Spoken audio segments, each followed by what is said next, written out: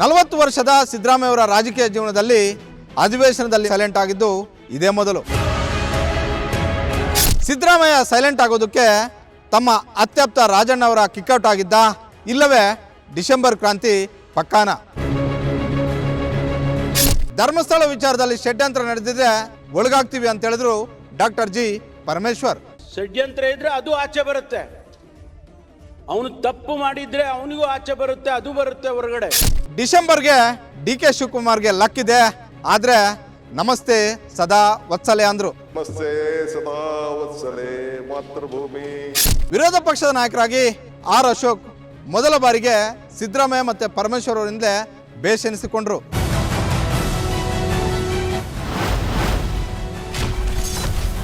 Of the record ವೀಕ್ಷಿಸಿ ರಾತ್ರಿ 8:30ಕ್ಕೆ.